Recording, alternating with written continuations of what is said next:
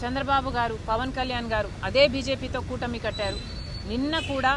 నిన్న సభలో చూస్తే కూడా వాళ్ళు గొప్పలు చెప్పుకోవడమే. సంవత్సరం రోజులైంది అధికారంలోకి వచ్చి. డబుల్ ఇంజన్ అంటున్నారు. నిజంగానే డబుల్ ఇంజనో లేకపోతే ట్రబుల్ ఇంజనో వాళ్ళకు అర్థం కావటం లేదేమో, కానీ జనాలకైతే అర్థమవుతుంది. సూపర్ 6 అన్నారు, సూపర్ ఫ్లాప్ అయ్యే పరిస్థితికి వచ్చింది. ఇదే రీతిలో పోతే మాత్రం సూపర్ 6 ఎలా అమలు అవుతుందో చంద్రబాబు గారు ఆంధ్ర రాష్ట్ర ప్రజలకు సమాధానం చెప్పాలి. అన్నదాత సుఖీభవ అని పథకం కింద ప్రతి రైతుకి 20,000 రూపాయలు ఇస్తామన్నారు. సంవత్సరం గడిచిపోయింది, ఒక్క రైతుకు కూడా ఇవ్వలేదు. ఇవ్వాల్సిన రైతులు దాదాపు 80 లక్షల మంది అయితే ఇస్తున్నది మాత్రం 45 లక్షల మందికి. ఇలా ప్రతి పథకంలోనూ, లేకపోతే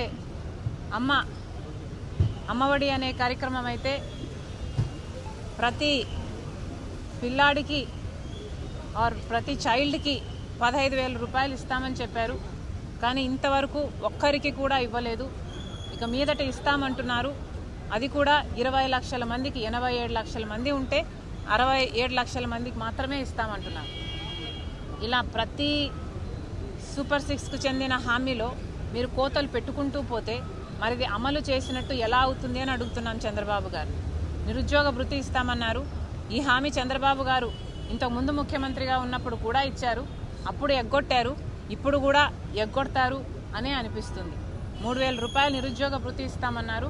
ఇప్పటి వరకైతే అసలు దాని గురించి ఊసేలేదు, అసలు మాట్లాడమే లేదు చంద్రబాబు గారు. మహిళల మహాశక్తి పథకం అన్నారు. ప్రతి మహిళకు, పేదవాళ్లకు దాదాపు 2 కోట్ల మంది ఉంటారు మన రాష్ట్రంలో. వాళ్ళందరికీ కూడా నెలకు 1,500, అంటే సంవత్సరానికి 18,000 రూపాయలు చంద్రబాబు గారు ఇస్తామన్నారు. ఇది చాలా హెవీ బడ్జెట్ స్కీమ్. కానీ ఇప్పుడేమో P4కు లింకు పెడుతున్నారు. ఎలక్షన్లప్పుడు మీరు చెప్పలేదు కదా P4కు లింకు పెడతాము అని. మరి ఇప్పుడు ఎందుకు లింకు పెడుతున్నారో చంద్రబాబు గారు సమాధానం చెప్పారు. మొత్తం అంతమంది మహిళలకు మోసం చేయడానికి సిద్ధపడ్డారు చంద్రబాబు గారు అంటే మరి సూపర్ 6 సూపర్ ఫ్లాప్ అయ్యింది అనక ఏమనాలి? చంద్రబాబు గారే సమాధానం చెప్పాలి, కూటమి సర్కారే సమాధానం చెప్పాలి. గ్యాస్ సిలిండర్కు సంబంధించి కూడా అరాకొరా ఇస్తున్నారు. ఇక మహిళలకు సంబంధించిన ఫ్రీ బస్ అయితే చాలా చిన్న పథకం. పక్కన కాంగ్రెస్ అధికారంలో ఉన్న రాష్ట్రాలు కర్ణాటక అయితేనేమి, తెలంగాణ అయితేనేమి ఈ పథకాన్ని బ్రహ్మాండంగా అమలు చేస్తున్నా కూడా చంద్రబాబు గారికి మహిళలకు భద్రత కల్పించే పథకం అయినప్పటికీ కూడా దీన్ని అమలు చేయాలనిపించడం లేదు చంద్రబాబు గారికి.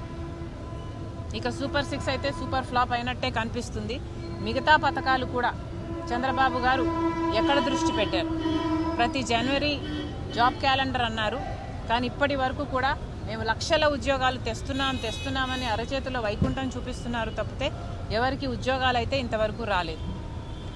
మరి చంద్రబాబు గారు వీటన్నిటికీ కూడా సమాధానం చెప్పాలి. ఫీజు రీయింబర్స్మెంట్ బకాయిలు అయితే 4,300 ఉన్నాయి. ఆరోగ్యశ్రీ బకాయిలు 4,000 కోట్లు ఉన్నాయి. ఇలా ఒక్కొక్కటి నిర్వీర్యం చేసుకుంటూ పోతున్నారు చంద్రబాబు గారు. కరెంటు ఛార్జీలు జగన్మోహన్ రెడ్డి గారు 5 సంవత్సరాలలో 32,000 కోట్ల రూపాయలు జనం నెత్తిన మోపితే చంద్రబాబు గారు ఒక్క సంవత్సరంలోనే 17,000 కోట్ల రూపాయలు అదనంగా మోపారు. మరి ప్రజలకు ఏం మేలు చేస్తున్నట్టు?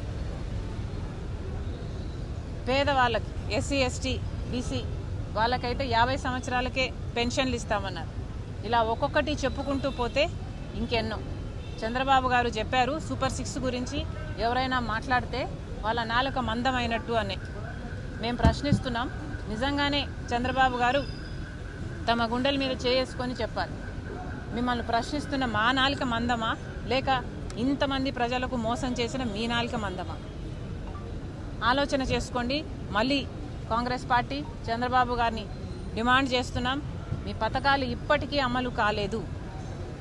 మేనిఫెస్టోలో ఒక వాగ్దానం ఇచ్చిన, ఎలక్షన్లప్పుడు ఒక మేనిఫెస్టోలో కాకపోయినా కూడా ప్రజల ముందు ఒక మాట చెప్పినా ప్రజలు దాని వెంటనే మీరు అమలు చేస్తారు, వాళ్ళు ఓట్లేసిన వెంటనే మీరు అధికారంలోకి వచ్చిన వెంటనే అమలు చేస్తారు అన్న నమ్మకంతోనే ఓట్లేస్తారు.